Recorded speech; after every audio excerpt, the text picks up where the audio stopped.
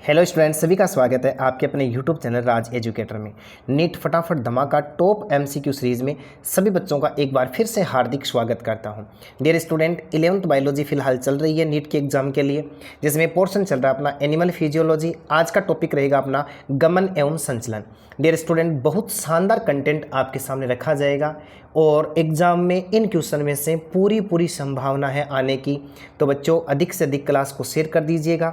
First question से लेकर के लास्ट क्वेश्चन तक क्लास के साथ में बने रहिएगा और प्रत्येक क्वेश्चन का आंसर देने का प्रयास कीजिए। आज आपको ये भी बताना कि आप 30 क्वेश्चन में से कितना आप सही कर पाए हैं, ये कमेंट में आपको लिखना है।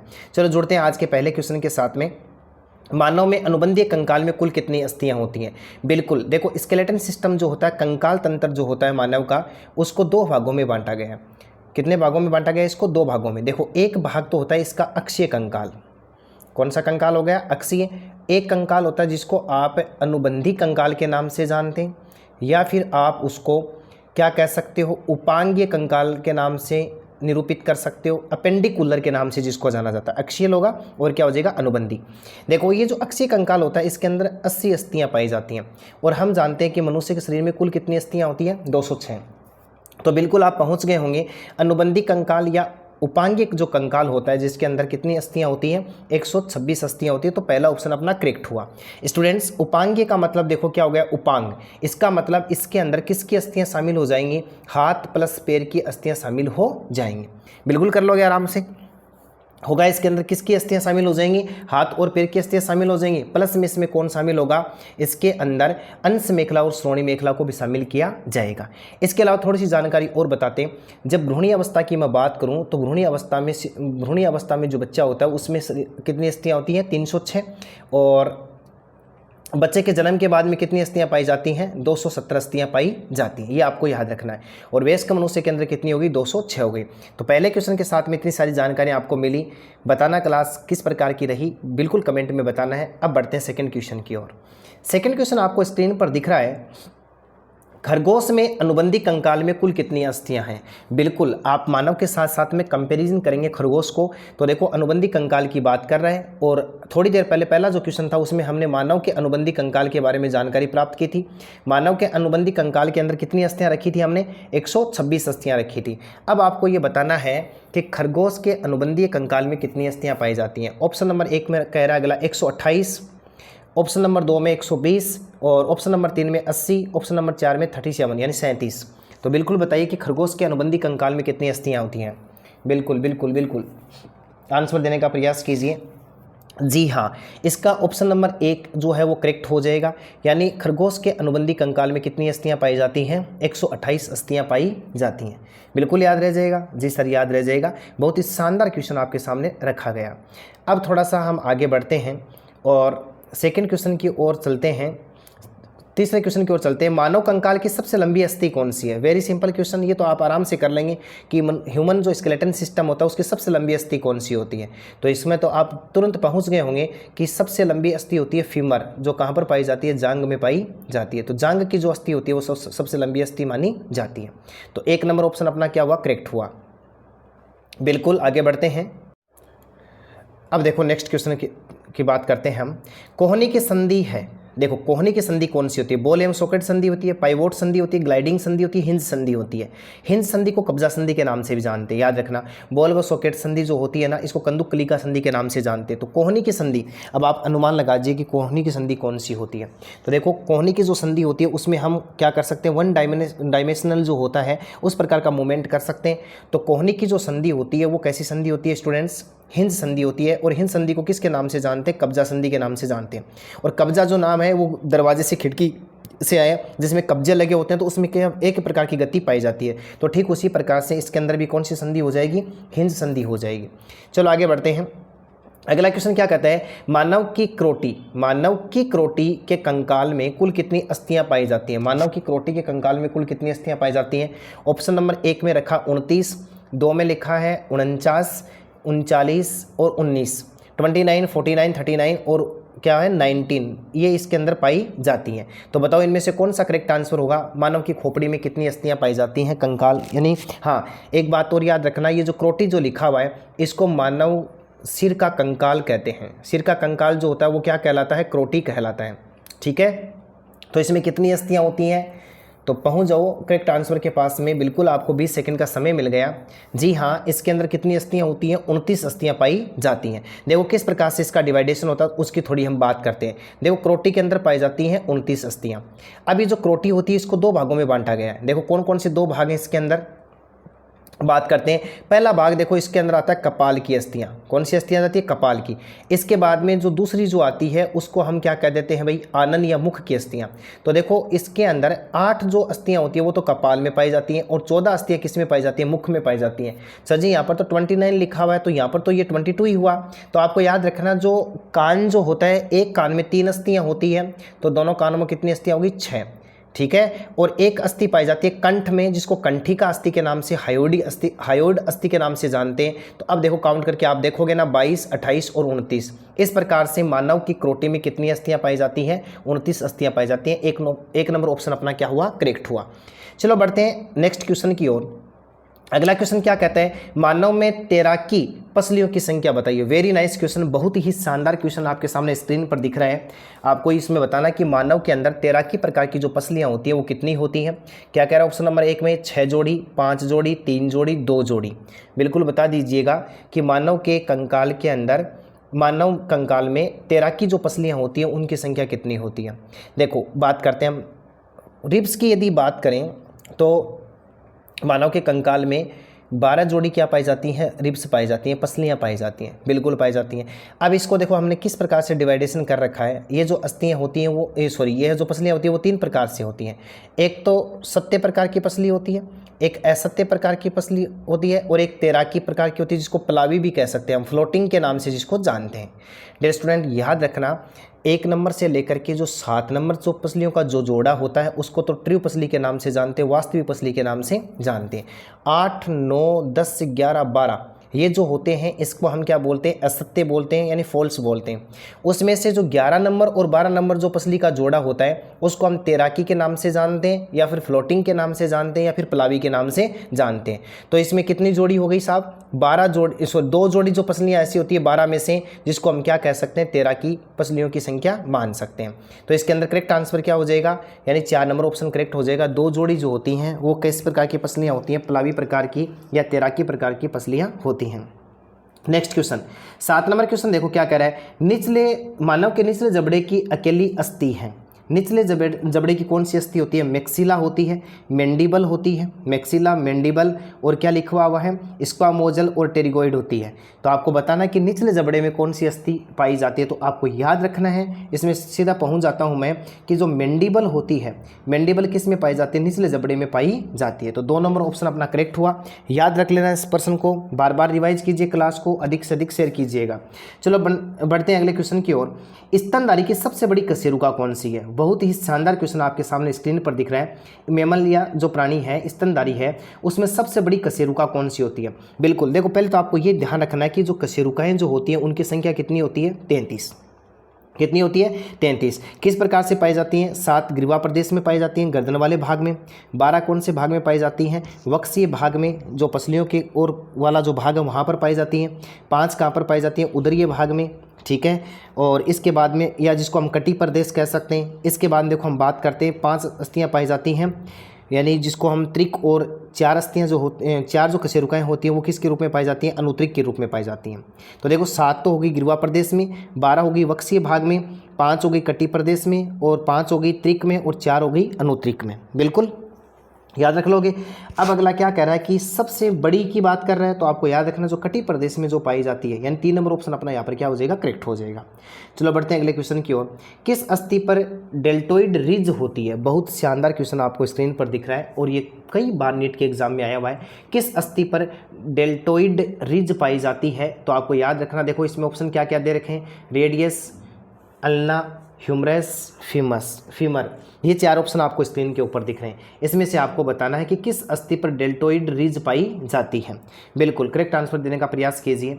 देखो बात करते हैं, पहली अस्थि दे रखा रेडियस, सेकंड अल्ना, ह्यूमरस और फीमर। तो इसका करेक्ट आंसर तो ये हो जाएगा ह्यूमरस। याद रखिएगा ह्यूमरस को किसके नाम से जानते हैं, तो आपको याद रखना है ह्यूमरस जो होता है उसको हिंदी में क्या कहा जाता है, अपना गंडिका के नाम से जानते हैं। कहाँ पर पाई जाती है, तो बाजू में पाई जाती है। ठीक है, इसके बाद में क्या कह रहा है अगला, रेडियन ये जो लिखा हुआ ना रेडियस अल्ना, ये कहाँ पर पाई जाती है, हाथ में पाई जाती है। और फीमर कहाँ पर पाई जाती है, इसको जान के अस्थि के नाम से जानते हैं। तो इसका करेक्ट आंसर क्या हो जाएगा, ऑप्शन नंबर 3 हो जाएगा। चलो बढ़ते हैं अगले क्वेश्चन की ओर। मानव में अग्रपाद की अंगुलियों का सूत्र बताइए। वेरी नाइस क्वेश्चन है। अग्र जो पाद है जिसके अंदर अंगुलियों की संख्या जो है उसमें अंगुलियों का सूत्र, ये अंगुलियों का सूत्र जो लिखा हुआ ना, इसमें आपको ऐसे क्वेश्चन को इसको करना है कि अग्रपाद में पाए जाने वाली अस्थियों का सूत्र, ऐसे इसको चेंज करना है। किसका सूत्र है, ये अस्थियों का सूत्र है। कौन कौन सी हड्डियां कैसे कैसे पाई जाती हैं। देखो पहले ऑप्शन में क्या लिखा, 2 3 3 3 लिखा हुआ है। इसके बाद में 0 3 3 3 लिखा हुआ है, 3 3 3 2 लिखा हुआ है, 2 0 2 2 3 3 लिखा हुआ है। अब आपको ये बताना है कि जो अग्रपाद है, हाथ जो है किसकी बात कर रहा है, ये हाथ की बात कर रहा है। और उसमें जो हाथ में जो अंगुलियां हैं उनमें अस्थियों की संख्या सूत्र की बात कर रहे हैं। स्टूडेंट्स याद रखना, अंगूठे के अंदर कितनी अस्थियां पाई जाती हैं, 2 अस्थियां पाई जाती हैं। इसके बाद में प्रत्येक अंगुली के अंदर 3 3 अस्थियां पाई जाती हैं। तो फॉर्मूला अपने पास में क्या बन जाएगा, 2 3 3 3 3 बन जाएगा। याद रह आराम से याद रखना आपको, 233 33 जो होता है अग्रपाद की अंगुलियों की अस्थियों का सूत्र है। ठीक है, अब देखो आगे बढ़ते हैं। अब जो 11 नंबर क्वेश्चन है वो इसी प्रकार का क्वेश्चन है, मानव के पक्षपाद की अंगुलियों की अस्थियों का सूत्र, अंगुलियों की अस्थियों का सूत्र। अब इसमें देखो आपको बताना है कि इसमें 0 3 3 2 होगा या 0 3 3 3 होगा, या फिर इसके बाद में इसमें 0 3 3 2 2 लिखा हुआ या फिर 2 3 3 3 होगा। बिल्कुल दिमाग लगाने का प्रयास कीजिए स्टूडेंट। ये कन्फ्यूज करने वाला क्वेश्चन आपको मैंने दिया है, आपको यहाँ पर याद रखना है अग्रपाद और पक्षपाद में अंगुलियों की अस्थियों का जो सूत्र होता है वो सेम ही होता है। तो आपके इसमें आंसर क्या हो जाएगा, 2 3 3 3 3 हो जाएगा। बिल्कुल, ये अंगूठे की अस्थियां हैं और ये अंगुलियों की अस्थियां हैं। अब देखो आगे बढ़ते हैं। नेक्स्ट क्वेश्चन क्या कहता है, इनकस तथा स्टेपीज के संधि तल को क्या कहते हैं। बहुत शानदार क्वेश्चन आपके सामने स्क्रीन पर दिखा। इनकस तथा स्टेपीज जो है उसका जो संधि तल होता है उसको किसके नाम से जानते हैं, बॉल व सॉकेट संधि के नाम से जानते हैं, हिंज संधि के नाम से जानते हैं, पाइवोट संधि के नाम से जानते हैं, ग्लाइडिंग संधि के नाम से जानते हैं। देखो इनकस और स्टेपीज की बात करनी है आपको। इनकस और स्टेपीज कहाँ पाई जाती हैं, उनका जो संधि तल होता है वहाँ पर कौन सी संधि पाई जाती है, इसकी बात अगला करना चाहता है। देखो बॉल और सॉकेट का मतलब होता है कंदुक खलिका संधि। क्या होता है, कंदुक खलिका संधि। ये 8वीं क्लास तक की क्लास जो है वहाँ पर भी आ गया था ये शब्द, कंदुक खलिका संधि किसको कहते हैं, जिसको बॉल और सॉकेट संधि के नाम से जानते हैं। तो इसका करेक्ट आंसर क्या हो जाएगा, बॉल व सॉकेट हो जाएगा। बिल्कुल, इनकस तथा स्टेपीज के संधि तल को क्या कहा जाता है, बॉल तथा सॉकेट संधि के नाम से जानते हैं। अब बढ़ते हैं अगले क्वेश्चन की ओर। 13 नंबर क्वेश्चन आपको स्क्रीन पर दिख रहा है, मेलियस तथा इनकस के मध्य कौन सी संधि पाई जाती है। बहुत शानदार क्वेश्चन, मेलियस तथा इनकस। देखो मेलियस तथा इनकस जो होती है, ये जो इसके अंदर कौन सी संधि पाई जाती है इसके बारे में हम बात करते हैं। तो क्वेश्चन नंबर जो 13 है इसके अंदर आपको याद रख लेना है कि जो मेलियस तथा इनकस होती है उनके बीच में कौन सी संधि पाई जाती है, यानी हिंज संधि पाई जाती है। अब आगे बढ़ते हैं, ह्यूमरस तथा अल्ना में कौन सी संधि होती है। तो ह्यूमरस और अल्ना की बात कर रहा है अगला। ह्यूमरस और अल्ना के अंदर कौन सी संधि होती है, ऑप्शन नंबर 1 कंदुक खलिका संधि, दुर्हागर संधि, विसर्पी संधि, कब्जा संधि। अब एक तो आपके दिमाग में आना चाहिए कि ह्यूमरस कहाँ पर है, तो थोड़ी देर पहले हम बात कर रहे थे कहाँ पर है, ये अपनी जो कोहनी से लेकर के या बाजूज वाली जो अस्थि होती है उसको क्या कहा जाता है, भुजा वाली जो अस्थि होती है उसको क्या कहा जाता है, यानी ह्यूमरस के नाम से जानते हैं। और रेडियस अल्ना कोहनी से लेकर के और जो अपनी कलाई होती है उसके बीच में पाई जाती है। तो इनके बीच में जो संधि पाई जाती है, इसका मतलब ये किस संधि की बात कर रहा है, कोहनी की संधि की बात कर रहा है।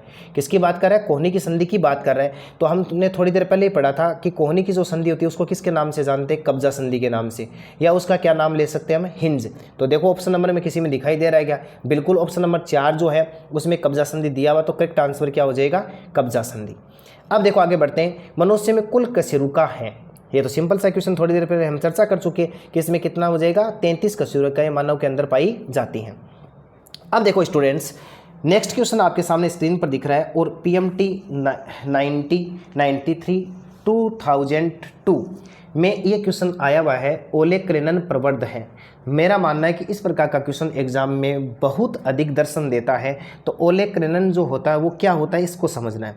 अल्ना का समीप सिरा, देखो अल्ना के 2 सिरे पाए जाते हैं। इस प्रकार की अल्ना की जो संधि होती है वो इस प्रकार से होती है, ये अल्ना वाली संधि है। ठीक है, अल्लाह समझ गए होंगे, रेडियस अल्लाह, रेडियस के पास में पाई जाने वाली। इसका एक तो समीप सिरा होता है जो पास में होता है, एक दूर सिरा होता है। आपको याद रखना ये जो ओलेक्रेनन जो होता है, मैं सीधा ही जाता हूँ कि ये क्वेश्चन आपके समझ से बाहर है, इसलिए करेक्ट आंसर बताऊंगा टाइम को खराब किए बगैर। अल्लाह का जो समीपस्थ सिरा जो होता है उसके ऊपर एक प्रवर्धीय एक उभार पाया जाता है जिसको ओलेक्रेनन उभार के नाम से जानते हैं। ये जो उभार आपको दिख रहा है जहाँ पर मैं मार्क कर रहा हूँ, इसको किसके नाम से जानते हैं? ओलेक्रेनन प्रवर्ध के नाम से जानते हैं। चलो आगे बढ़ते हैं। नेक्स्ट क्वेश्चन देखो, मानव की सेक्रम कितनी कशेरुका के समेकन से बनती है? पहले तो आपको ये बताना कि सेक्रम क्या है, आपको ये दिमाग लगाना कि सेक्रम क्या है। बिल्कुल बिल्कुल कमेंट में बताइए कि मानव की सेक्रम की कितनी कशेरुका के समेकन से बनती है। पहले आपको ये बताना सेक्रम कहाँ पाई जाती है। बिल्कुल 10 सेकंड का आपके पास समय रहेगा, कमेंट में बताने का प्रयास कीजिए कि सेक्रम वास्तव में ही क्या है। बिल्कुल बिल्कुल बिल्कुल बिल्कुल क्या कह रहा है अगला? मानव की सेक्रम में कितनी कशेरुकाएं पाई जाती हैं? सेक्रम की बात कर रहे हैं। बिल्कुल सेक्रम, देखो थोड़ी देर पहले हमने बात किया कशेरुकाएं कितनी होती है? 33। किस प्रकार से डिवाइड होती हैं? 7, 12, 5, 5 और 4 के रूप में पाई जाती हैं। ये जो त्रिक वाला जो भाग है, त्रिक जिसको अनुत्रिक कहते हैं, जिसको किसके नाम से जानते हैं? सेक्रम के नाम से जानते हैं, जिसमें 5 कशेरुकाएं पाई जाती है। तो 3 नंबर ऑप्शन अपना क्या हो जाएगा? करेक्ट हो जाएगा। अब देखो आगे बढ़ते, निम्न में से कौन गिरवा के घूर्णन में सहायक है? हाँ, गर्दन के घुमाने में, घूर्णन का मतलब आपको समझना है। देखो इसमें कई प्रकार, देखो आपको ये ध्यान रखना है, जैसे ही खोपड़ी से निकलती है ऑक्सीपिटल जो कोंडाइल होता है, उस भाग में जो कशेरुकदंड फंसी होती है उसके अंदर एक तो होती है जो पहली जो होती है संधि जो होती है उसको एटलस के नाम से जानते हैं, और इसके अंदर क्या होता है? अक्षीय और ग्रेवी कशेरुका, और इसके अंदर क्या पाई जाती है? क्रोटिका ऑक्सीपिटल कोंडाइल पाया जाता है। ये 4 भाग इसके अंदर मतलब दिए हुए हैं ऑप्शन के अंदर। आपको क्या बताना है कि निम्न में से कौन गिरवा के घूर्णन में सहायक है? गर्दन को घुमाने में कौन सी सहायक है? एटलस सहायक है या फिर इसके बाद में अक्षीय सहायक है? स्टूडेंट ध्यान देना, ये जो एटलस वाला जो लिखा हुआ है, एटलस आपके सामने जो स्क्रीन पर दिख रहा है, ये तो नमन गति को प्राप्त करता है। किसको प्राप्त करता है? नमन गति के लिए उत्तरदायी होता है। और ये जो अक्षीय जो होती है, ध्यान देना, ये अक्षीय जो कशेरुका होती है ये घूर्णन गति के लिए सहायक है। देखो एटलस जो है ना, ये तो नमन गति समझ गए, परिणाम करने की जो गति होती है, गर्दन को ऊपर नीचे कर सकते हो आप। और एक्सिस का मतलब क्या होता है? यानी घुमाने का काम करती है। अक्षीय का मतलब घूर्णन, रोटेशन के लिए सहायक होती है। तो आपको याद रखना, जो गर्दन की जो घूर्णन गति होती है उसके लिए कौन सहायक होती है? अक्षीय कशेरुका सहायक होती है। चलो बढ़ते हैं अगले क्वेश्चन की ओर। स्टेपीज किसका रूपांतरण है? देखो स्टेपीज, अब एक तो आपको ये बताना कि स्टेपीज कहाँ पाई जाती है, ये तो आपको कमेंट में बताना है। मैं इसका करेक्ट आंसर नहीं बताऊंगा, मैं सीधा इस क्वेश्चन के आंसर पर जाने का प्रयास करूंगा और कमेंट में ये इंतजार करूंगा कि स्टेपीज कहाँ पाए जाते हैं, ये बच्चे आपको बताना है। देखो इसमें देखो हम बात करते हैं स्टेपीज किसका रूपांतरण है, तो आपको याद रखना है कि हाइपोमेंडिबुलर जो होती है, हाइपोमेंडिबुलर जो होती है वो किस में बदल जाती है? स्टेपीज में बदल जाती है। और स्टेपीज को मैं हिंट के रूप में बता देता हूँ, ये कान में पाई जाती है। कहाँ पर पाई जाती है? कान में पाई जाती है। तो स्टेपीज के बारे में आपको कमेंट में बताना है कि ये क्या होती है। चलो आगे बढ़ते हैं। अगला क्वेश्चन क्या कहता है कि 5 जोड़ी आभासी पसलियों की उपस्थिति है। देखो 5 जोड़ी आभासी जो पसलियां हैं वो उपस्थित होती हैं। किस में उपस्थित होती है वो बात हमें करनी है। देखो किस में उपस्थित होती है? मानव में होती है, खरगोश में होती है, मेंढक में होती है, कोई नहीं। बिल्कुल बिल्कुल बिल्कुल बताने का प्रयास कीजिएगा। इसके अंदर आपको ध्यान से क्वेश्चन का आंसर देना है। क्या बता रहा है अगला कि 5 जोड़ी आभासी पसलियों की उपस्थिति, 5 जोड़ी आभासी पसलियों की उपस्थिति होती है। किस में होती है? मानव में, खरगोश में, मेंढक में, कोई नहीं। बिल्कुल थोड़ी देर पहले हम पढ़ के गए थे कि मनुष्य के अंदर 5 जोड़ी आभासी क्या पाई जाती हैं? पसलियां पाई जाती हैं। अब आगे बढ़ते हैं। वास्तविक पसलियों के 7 जोड़े होते हैं, मानव, खरगोश दोनों में या फिर मेंढक में। देखो आपको स्क्रीन पर दिख रहा है 21 नंबर क्वेश्चन, और 21 नंबर क्वेश्चन में अगला क्या कहना चाहता है कि वास्तविक पसलियों के 7 जोड़े मानव में होते हैं, खरगोश में होते हैं, इन दोनों में होते हैं या फिर मेंढक में होते हैं। तो बिल्कुल आपको याद रखना है वास्तविक पसलियां जो होती हैं वो मानव और खरगोश दोनों में पाई जाती है। तो 3 नंबर ऑप्शन अपना क्या हो जाएगा? करेक्ट हो जाएगा। अब बच्चों आगे बढ़ते हैं अगले क्वेश्चन की ओर। सेडल संधि उपस्थित होती है। बहुत शानदार क्वेश्चन आपके सामने रखा गया। सेडल संधि जो होती है वो किस में पाई जाती है? मानव में, खरगोश में, दोनों में और मेंढक में। ये ऑप्शन आपके सामने फिर से आपको स्क्रीन पर दिख रहे हैं। तो आपको इसका करेक्ट आंसर ध्यान रखना है कि जो सेडल संधि होती है वो किस में पाई जाती है? सिर्फ और सिर्फ मानव में पाई जाती है। 1 नंबर ऑप्शन यहाँ पर करेक्ट हो जाएगा। अब आगे बढ़ते हैं। 23 नंबर क्वेश्चन की ओर। स्केपुला हड्डी किस में होती है? देखो स्केपुला हड्डी किस में होती है? क्रोटी में होती है, अंश मेखला में होती है, श्रोणि मेखला में होती है, कशेरुक दंड में होती है। बहुत शानदार क्वेश्चन आपके सामने रखा गया। यदि आपने कंकाल को बड़े ही गौर से पढ़ा है तो आप तुरंत बता देंगे कि स्केपुला अस्थि जो होती है वो किस में पाई जाती है? क्रोटी में पाई जाती है, अंश मेखला में पाई जाती है, श्रोणि मेखला में पाई जाती है, कशेरुक दंड में पाई जाती है। एक तो देखो आपको थोड़ा सा यहाँ पर ध्यान देना है, ये जो ऑप्शन है ये ऊपर नीचे, इसको थोड़ा सा करेक्ट कर लेना। देखो इसको 2 नंबर दे दो और इसको 3 नंबर दे दो, ठीक है। अब देखो स्केपुला, देखो स्केपुला जो होती है, ये जो अस्थि जो होती है स्केपुला, ये किसकी अस्थि होती है? तो आपको एक तो ये याद रखना, ये कंधे की अस्थि होती है। किसकी अस्थि होती है? कंधे की। इसका मतलब ये किस में पाई जाएगी? अंश मेखला में पाई जाती है। बिल्कुल याद रख लोगे, अंश मेखला में कंधे की अस्थि होती है जिसको हम स्केपुला के नाम से जानते हैं। तो इसमें 2 नंबर ऑप्शन करेक्ट हो जाएगा बिल्कुल। अब देखो आगे बढ़ते हैं 24 नंबर क्वेश्चन में। मनुष्य के प्रत्येक पश्चपाद में टार्सल की संख्या कितनी होती है? बहुत शानदार क्वेश्चन फिर से आपके सामने रखा गया। टार्सल की संख्या कितनी होती है? देखो क्रम कैसा रहता है? फीमर, उसके बाद में टिबिया फिबुला, उसके बाद में टार्सल, उसके बाद में मेटाटार्सल और उसके बाद में फ्लेंजेस यानी अंगुलिया की अस्थियां। तो देखो क्या कह रहा है? पश्चपाद की बात कर रहा है। पहले तो आपके ये दिमाग में आना चाहिए, पश्चपाद की बात कर रहा है, इसका मतलब आपकी खोपड़ी में घुस जानी चाहिए बात, यानी ये पैरों की बात कर रहा है। टार्सल की बात कर रहा है तो इसका मतलब ये किसकी बात कर रहा है? टखने की बात कर रहे हैं। तो आज आपको ये स्पष्ट किया गया था कि टखने में कितनी अस्थियां पाई जाती हैं। ऑप्शन दिए गए 2, 7, 6, 5। तो बिल्कुल आप आंसर देने का प्रयास कीजिए कि टखने के अंदर कितनी अस्थियां पाई जाती हैं। बिल्कुल आप पहुंच गए होंगे। तो मैं इसका करेक्ट आंसर लिखने का प्रयास करता हूं कि टखने के अंदर या टार्सल की जो संख्या होती है वो कितनी होती है? 7 होती है। और मेटाटार्सल को हम बाद में पढ़ेंगे, जो तलबे का निर्माण करती है उनमें 5 होती हैं। चलो आगे बढ़ते हैं। अब देखो इलियोसेक्रल संधि होती है। बहुत शानदार क्वेश्चन है, एक बार फिर से आपको स्क्रीन पर दिख रहा है। इलियोसेक्रल संधि होती है। पहले तो आपको ये बताना है कि इलियोसेक्रल क्या है, इसका भी थोड़ा सा ऑप्शन को देखना है। इलियोसेक्रल्स क्या है? देखो हम बात करते हैं श्रोणि मेखला की। कौन सी मेखला की बात करते हैं? श्रोणि मेखला की। श्रोणि मेखला में इस प्रकार का भाग पाया जाता है, इस प्रकार से बनी होती है। 2 अस्थियां होती हैं जो 3-3 का रूपांतरण होती हैं। इसमें 1, 2, 3 पाई जाती हैं, इसमें भी 1, 2, 3 पाई जाती है। ये हमारे शरीर के अंदर, मनुष्य के शरीर के अंदर किसका निर्माण करती हैं? कुल्ले का निर्माण करती हैं, कुल्ले का निर्माण करती हैं। अगला क्या कहना चाहता है इसके अंदर? ये कहना चाहता है कि जो अस्थि दी गई है इलियोसेक्रल, जहाँ पर देखो अब जो हमने ये जो डायग्राम बनाया था, इस प्रकार की जो अस्थियाँ होती हैं जिसमें 3 पाई जाती हैं, कौन कौन सी होती हैं? इस्चियम होती है, एलियम होती है और सेक्रम होती है। इनकी जो संधि होती है उसको क्या कहा जाता है? तो आपको याद रखना है, इनको अचल संधि के नाम से जानते हैं। तो 3 नंबर ऑप्शन अपना क्या हो जाएगा? करेक्ट हो जाएगा। अब आगे बढ़ते हैं 26 नंबर क्वेश्चन में। शशक, इसका मतलब खरगोश की बात कर रहा है कि अक्षीय कंकाल में उपस्थित अस्थियों की संख्या बताइए। तो खरगोश में कितनी अस्थियां अक्षीय कंकाल में पाई जाती हैं, इसका आपको कमेंट में बताना है। बहुत शानदार क्वेश्चन है। 128 होती हैं, 132 होती हैं, 80 होती हैं, 126 होती हैं। ये 26 नंबर क्वेश्चन है, इसको आपको कमेंट में बताना है। मैं आपको डायरेक्ट बता देता हूं कि ये जो 27 नंबर क्वेश्चन है, इसमें खरगोश में कुल कितनी अस्थियां होती हैं? 260 होती हैं। कितनी होती हैं? 260। अब देखो आगे बढ़ते हैं 28 नंबर क्वेश्चन की ओर। कब्जा संधि है। तो देखो कब्जा संधि को क्या बोलते हैं? हिंस जॉइंट बोलते हैं। थोड़ी देर पहले हम चर्चा कर चुके हैं। कब्जा संधि एक कोहनी की संधि होती है, एडी की संधि होती है, अंगुला अस्थियों के बीच की संधि होती है। 4 नंबर ऑप्शन में कह रहा है कि उपरोक्त सभी होती हैं। याद रखना स्टूडेंट, ये जो 3 ऑप्शन आपको दिए गए हैं, कोहनी संधि जिसको क्या बोलते हैं? एल्बो जॉइंट, एडी जिसको एंकल जॉइंट बोलते हैं, अंगुला संधियों के बीच में इंटरफेलेंजेड जॉइंट बोलते हैं। इन सब के अंदर कौन सी संधि पाई जाती है? कब्जा संधि, जिसको हम हिंज संधि के नाम से जानते हैं। तो 4 नंबर ऑप्शन 28 में करेक्ट हो जाएगा। अब आगे बढ़ते हैं 29। दुर्हागर संधि, पाइवोट जो जॉइंट होता है वो पाया जाता है। देखो क्या कह रहा है अगला? एटलेंटो एक्सिल संधि होती है, कंधे की संधि होती है, श्रोणि मेखला की संधि होती है, और या फिर किसकी संधि होती है? उपरोक्त में से कोई नहीं, नॉन ऑफ दीज। तो आपको याद रखना, पाइवोट जो संधि होती है, दुर्हागर संधि जो होती है, वो एटलेंटो एक्सिल संधि के बीच में पाई जाती है। तो 1 नंबर ऑप्शन यहाँ पर करेक्ट हुआ।